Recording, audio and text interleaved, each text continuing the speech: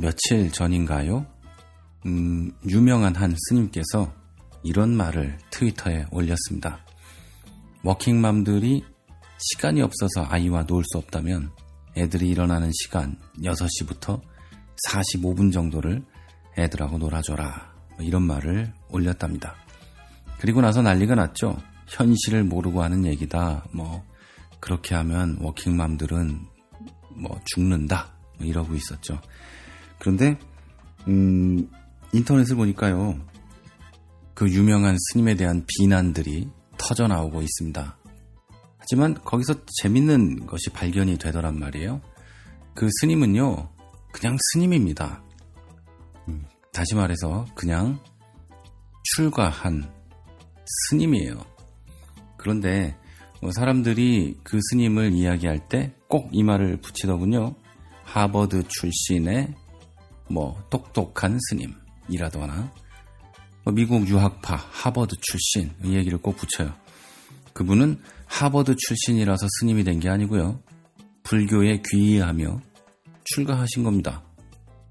그런데 그 사람이 하버드 출신인 게 굉장히 중요한 거죠. 하버드 출신인데 물정도 모르는 중이다. 하버드 출신인데 아무것도 모른다. 세상을 모르는 물정 모르는 이렇다. 이렇게 얘기하더라고요. 여러분, 그 사람의 본질이 무엇인지가 중요한 거지 가방끈이 중요한 건 아닙니다. 그 사람이 하버드 나와서 다 알아야 되는 것도 아니고요. 여긴 프라하고요. 저는 최문기 목사입니다.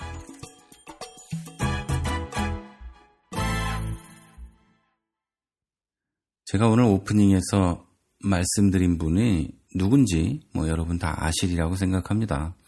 오프닝을 들으시고 그 스님을 제가 옹호한다거나 이렇게 생각하실 수도 있는데요. 우리나라 전체에 팽배해 있는 어떤 학력, 학력지상주의? 이런 것들을 저는 이야기하고 있는 겁니다. 그 양반이 하버드를 나온 게 중요한 게 아니고 그분이 스님이라는 게 중요하다는 얘기를 저는 하고 싶었던 거죠. 또 오늘 인터넷에 어디 보니까 어떤 목사님의 학력이 조작되었다. 이런 이야기들, 현역 복무를 하지도 않았는데 방위 주제에 현역을 나왔다고 떠들고 다녔다. 이런 얘기가 있는데요. 사실 그거는 굉장히 심각한 문제이기는 해요. 거짓말을 하고 있는 거니까. 그렇지만 저는 또 이런 생각도 합니다. 본질이 중요하다. 그 사람이 누구인가? 그 사람이 목사인데 목사다운가 목사답지 않은가가 중요한 거지. 학력이 어떻고 저떻고는 중요하지 않다고 생각을 합니다. 그렇다고 한다면 그 사람이 학력이 모두 진실이라면 그 목사는 괜찮은 목사인가? 이걸 한번 물어봐야 될 것 같아요. 그 목사가 좋지 않은 목사고 나쁜 목사이기 때문에 학력을 캐봤더니 학력도 가짜더라. 이런 논리가 성립되는 건 저는 옳지 않다고 생각합니다. 왜냐하면 어떤 목사가 있어요. 이 목사는 목사로서 굉장히 훌륭해요. 목회도 잘하고 성도를 잘 섬기고 설교도 하나님 말씀의 본질에서 벗어나지 않게 잘 전해요. 근데 이분이 중학교밖에 안 나왔어요. 옛날엔 그런 분들이 좀 있었죠. 자, 그렇다고 본다면 이 목사는 학력이 낮기 때문에 좋지 않은 목사가 돼야 합니까? 아니면 좋은 목사이기 때문에 좋은 목사로 인정돼야 됩니까? 좋은 목사로 인정돼야 되겠죠? 그 반대로 굉장히 나쁜 목사인데 학력이 별로예요? 자, 그럼 어떻게 해야 될까요? 저 사람이 가방끈이 짧기 때문에 나쁜 목사다. 대부분 이렇게 생각하거든요. 근데 사실 그렇지가 않아요. 제 주위에도 박사 수두룩 뻑적하고요. 대단한 분들 많은데요. 괜찮은 목사는 없습니다. 네. 오늘 제가 하고 싶은 얘기는 학력 얘기는 아니었는데 방송을 하기 전에 그 페이스북을 잠깐 보니까 그 스님 얘기 그리고 어떤 목사님의 학력 위조 얘기가 나와서 그냥 한번 짚고 넘어가 봤습니다. 오늘 방송의 본론을 말씀드리기 전에 미리 하나 양해를 구하면요. 저희 집에 오늘부터 벨라라는 고양이가 일주일 동안 있게 됐습니다. 갑자기 한국으로 갔다 와야 되는 자매가 맡기고 왔는데 얘가 아직 잠을 안 자요. 그리고 갑자기 야옹야옹 거리고 여기서 후두둑 후두둑 거려서 소리가 좀 들어갈 수 있으니까요. 좀 양해를 해주시기 바랍니다. 네, 지금도 지금 몇 번 다시 녹음하고 있어요. 얘가 야옹거리고 후두둑거려서. 계속 이 상태면 방송을 못할 것 같아요. 너무 시끄러워서. 네. 네, 오늘 제가 말씀드릴 이야기는요. 아주 짧게 에스프레소 한 잔 먹을 정도의 시간에 들을 수 있게 아주 짧게 제가 말씀을 드리고 넘어가도록 하겠습니다. 오늘 드릴 말씀은 교회의 돈에 대한 문제, 특별히 목사의 돈에 대한 문제, 짧게만 이야기하고 넘어가도록 하겠습니다. 작년 연말에요. 모든 교회는 대부분 회의를 했을 겁니다. 그 회의의 이름이 사무처리회가 됐든, 공동의회가 됐든, 무엇이 됐든, 교인총회가 됐든, 한국에든 전 세계의 어디이든 어떤 이름의 회의를 했을 거예요. 그리고 그 회의에서 1년에 교회 재정의 결산을 했을 것이고 예산을 승인하고 통과를 시켰을 겁니다. 대부분이 그랬겠죠. 우리 교회도 그랬고요. 그리고 그 가운데에 어떤 한 부분에 목회비라든지 또는 무슨 비라고 해서 교회의 목회자들에게 지출되는 돈이 있었을 겁니다. 우리가 그 돈에 대해서 무엇이라고 부르든지 간에 그 돈은 이 교회에서 명확하게 회의를 통해서 결정되고 밖으로 투명하게 공개가 돼야 되죠. 예를 들어서 유류비다라고 하면 그 유류비가 정말로 유류비로 정확하게 사용되고 있는지를 증명해야 되는 거죠. 공개가 돼야 되고요. 왜냐하면 항목이 유류비니까요. 유류비가 다른 것으로 사용됐다면 안 되는 거죠. 예를 들어서 한 달에 40만 원이 책정이 돼 있으면요. 예를 들어서 그 금액이 책정이 돼 있다고 하면 그 금액에 맞게 영수증이 나와야 되는 거죠. 그런데 아니에요. 만약에 예를 들어서 30만 원만 거기에 썼고 나머지는 다른 곳으로 전용이 됐다. 예산 전용이죠. 이건 안 되는 거예요. 만약에 그런 일이 생겨야 된다면 재정부라거나 운영위원회나 또는 교회의 어떤 의결기관이죠. 교인들이 다 모여서 할 수는 없잖아요. 돈 10만 원 때문에. 그럼 어디에서 그걸 허가를 받고 그런 장치를 교회에서 만들어서요. 허가할 수 있는. 그렇게 해서 그 돈이 다른 곳으로 사용되어져야 되는 거죠. 왜냐하면 그렇게 하기로 했기 때문에요. 정했기 때문에.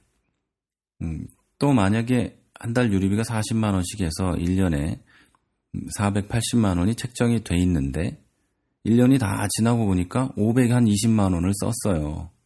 자, 그러면 어떻게 해야 될까요? 순수하게 정확하게 기록되고 정확하게 영수증이 있는 유류비가 520만 원이 나왔어요. 그럼 40만 원이 초과됐죠. 그럼 이럴 때는 어떻게 해야 돼요?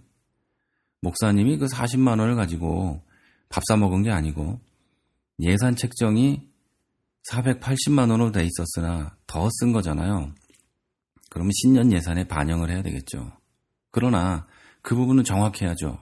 이 돈이 정말 어떻게 사용됐는지를 명확하게 바라보고 명확한 상태에서 예산 책정을 다시 해내가야 되겠죠. 예. 그런데 이게 기본인데 제가 이거 굉장히 심각하게 떠들지만 다 아시는 거잖아요. 그런데 여러분, 지금 여러분이 다니는 교회가 그렇게 하고 있습니까? 혹시? 이렇게 하는 게 아니라 그냥 몇 명이 모여가지고 후두둑 뚝딱 해가지고 그냥 하나 만들고 다 써버리고 막 그러고 있지 않습니까?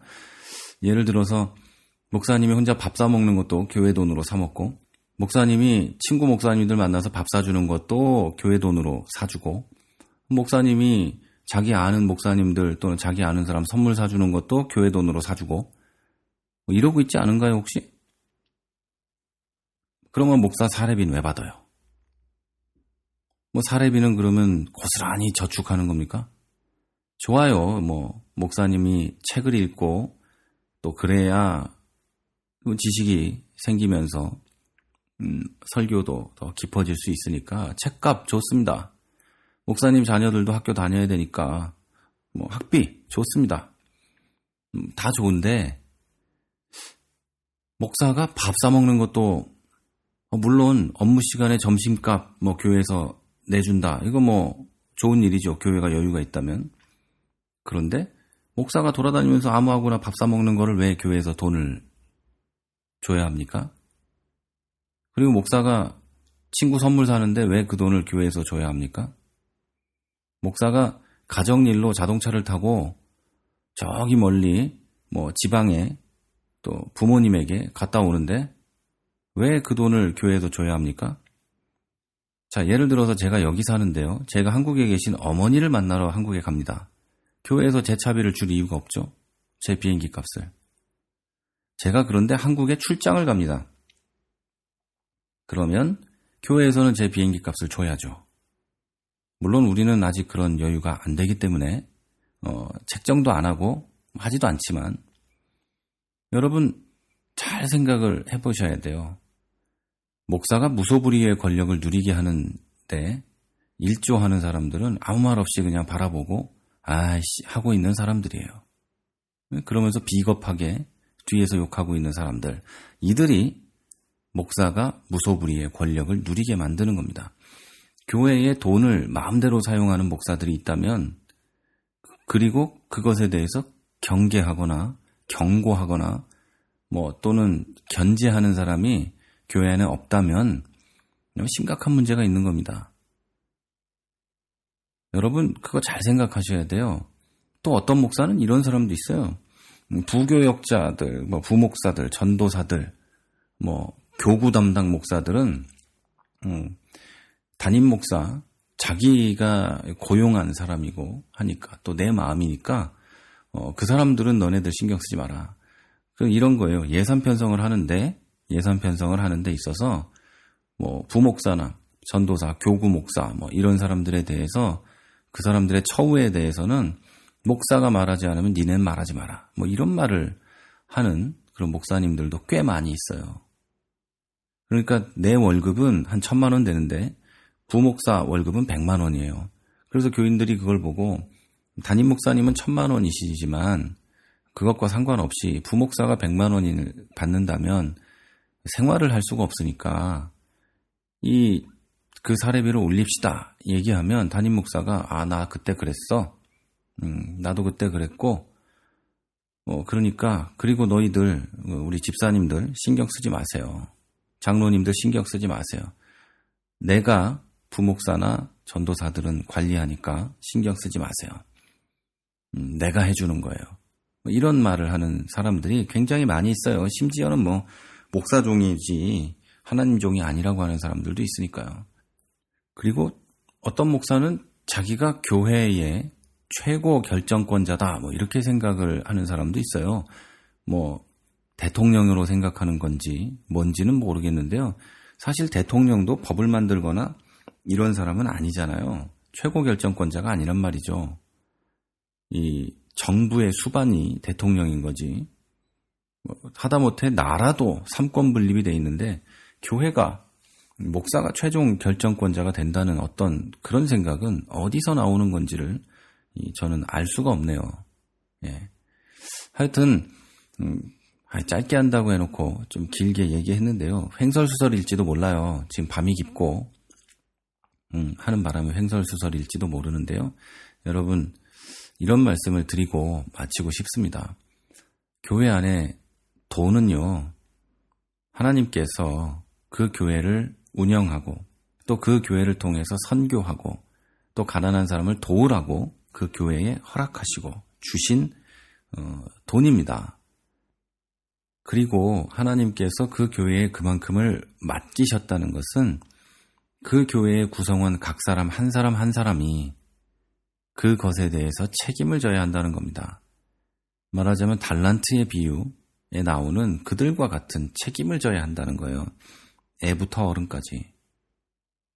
그런데 그 책임을 회피하는 성도들이 요즘에 너무 많고요. 그 책임은 지지 않으면서 그 권리만 가지려고 하는 목사들이 너무 많아요.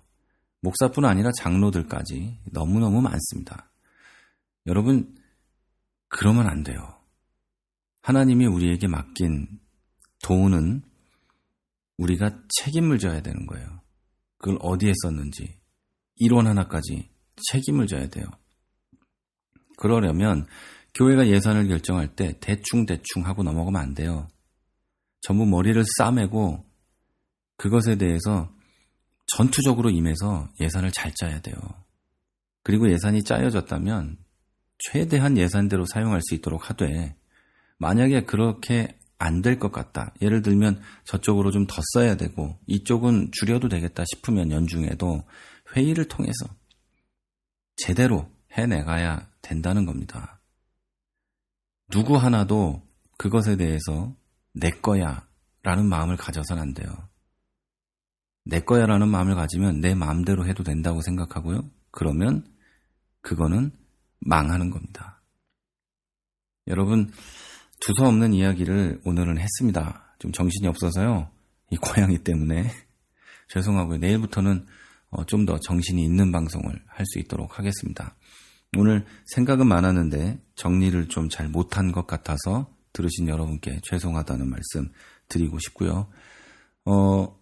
점점 추워지는 날씨, 여러분 건강하시고 또 평안한 오늘 하루 되시기를 기도해 봅니다. 지금까지 프라하에서 최문기 목사였습니다.